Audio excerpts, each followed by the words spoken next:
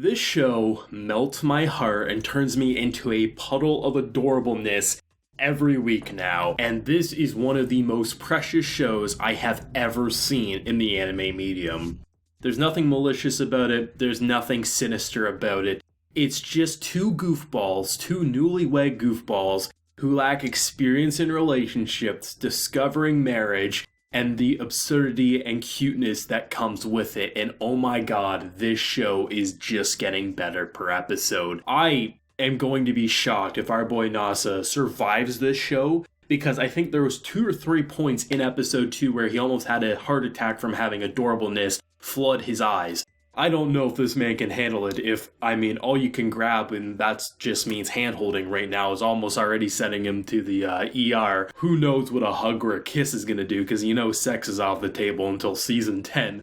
This show is just, it's innocent, it's pure, it's fun, and I love the absurdity. And the fact that you can have an episode that's basically in this tiny-ass apartment for a majority of it. Sure, they end up going to a futon store, which apparently is heaven to this boy because he got to hold hands and he thinks marriage is so great. But at the end of the day, they were in pretty much, you could argue, the most boring and generic and uninspired setting ever. Small room that doesn't even have a bath, that he has to go to a separate location to bathe.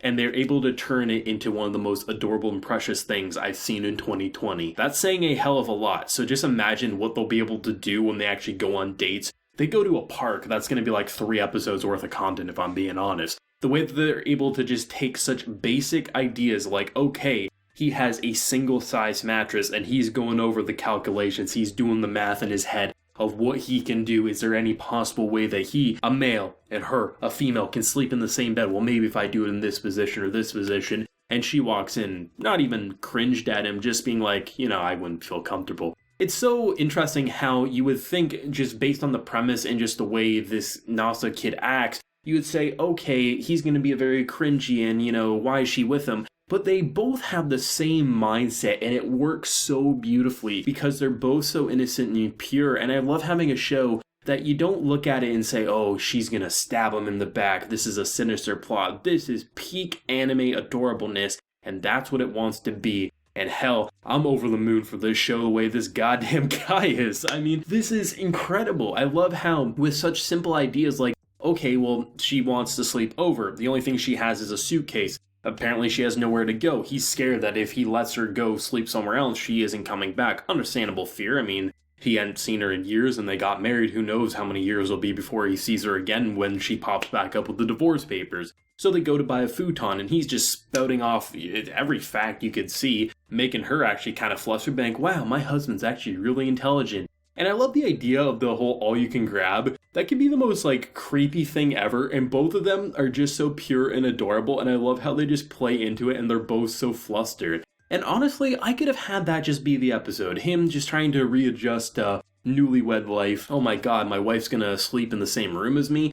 They're not even sleeping in the same bed, and that's already kind of blowing his mind. But the fact that they incorporate some really cute ideas, like the idea of, well, 2 people are going to obviously sleep differently. She goes to bed very, very quickly, where he's basically flustered beyond belief. And she's a restless sleeper. She's kicking the sheets off. She's getting up in the middle of the night to get a drink of water, seemingly sleepwalking to do so, which is quite impressive. And then she comes down. Oh my gosh, she gonna get in the bed with me? She gonna do this? No, I'm just gonna steal your covers. I love how they just have these very relatable aspects to marriages or relationships, but they amplify it with anime cuteness because these 2 characters are so precious to look at that you can't help but be a puddle and a mess of just pure anime adorableness. There is nothing malicious or sinister about this show so far, and based on the fandoms, what they have said so far, that this is just a cute show that continues to one-up itself, which is hard to imagine if episode 2 already made me feel this. I feel like episode 6 is going to send me to the ER room based on just what we're seeing here. I love the ridiculousness and how they constantly shift up the presentation, and honestly,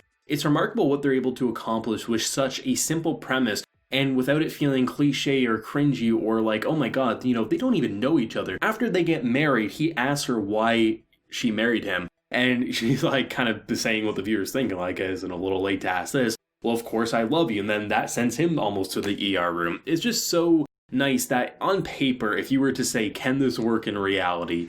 No, it's almost every single time other than that one time it would not work in reality. But it's anime. The brilliance of the anime medium is to have silly stories, to have things you can't see in reality, to escape from reality and just melt in awe. And that's because they're not taking themselves to the seriousness to the point where they're trying to overly explain why this works. You know, she's the type of character who's like, I'm not going to tell you where I fell in love with you, but just know I fell in love with you. It's like, oh my god, this show is precious. And the fact that it doesn't feel like either one of them has malicious intent or the intent to even hurt the other, it just feels like we're going to watch such precious scenes week by week. And the beautiful part about this show is because it's such a poppy and bright color palette, when they do shift around the presentation with these very round character models, it just lends itself to be even more adorable than the last ridiculous scene that we've seen. And there's moments that legit have me laughing out loud, and honestly, this is some of the funniest stuff 2020 has had. I'm not going to say the absolute funniest, because there definitely is better just pure comedy shows, but it's up there for sure. It is hilarious, it is adorable, it has me craving like 100 episodes, and that probably would kill me, to be honest, because I would literally have a heart attack of adorableness, but that's just how I feel, because there's just such perfect characters. The author of the source material really did wonders to turn something that honestly felt good at a premise level, but there was room for it to kind of fall flat on its face. But based on what I've seen with this episode, it lends itself to say this is what the show's going to be. It's just going to get even more cute and adorable and a little crazy, especially if, honestly, a date going to buy a futon is going to send this man to the ER room. I mean, just imagine actual going out for dinner or, you know, kissing or hugging. And, you know, I just love the narrator, which isn't really a narrator, but just kind of like that little text that pops up on screen. Anytime he's like, oh, you know, I could give her a good night kiss, and he's freaking out like this is like some criminal act, and the narrator's being like, you know, this is just the tamest thing he could possibly do. I love that little bit of self-awareness kind of saying what the viewer is thinking, but I mean, these are two goofballs and you love them to death for their innocence, and I really do like that. I mean, this show is called Over the Moon for You, and I think every viewer watching is going to be over the moon for this show.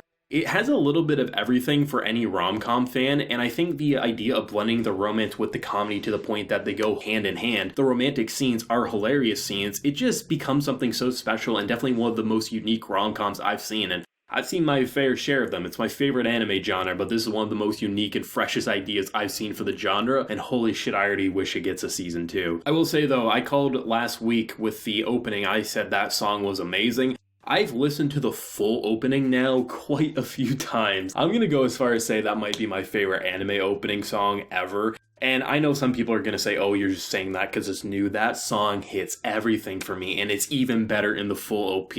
That, oh my god, I just love it. And I know it really has nothing majorly to do with this review, but I mean, the opening, the ending songs are just so precious, and the beat when it drops, it just has me giggling like a little boy, and I love it. I mean, that's kind of what the show's all about, so it's great that the opening gets that exact same reaction out of me. Let me know your thoughts and feelings though down below. What was your favorite gag? My favorite gag was definitely when she was approaching the bed and she fell down and just dragged the covers. That shit had me rolling. I love that moment, but just the idea also of him saying like the futon store was heaven because of their slogan. I'm like, this man, I love him. I hope he just continues to be just as dense and clueless and just innocent because it's so great. But definitely let me know your favorite moments down below. If you enjoyed the video, of course, we'd like to show your support and hit that subscribe button if you happen to be new around here. So until next time, everyone, please take care and have a good one.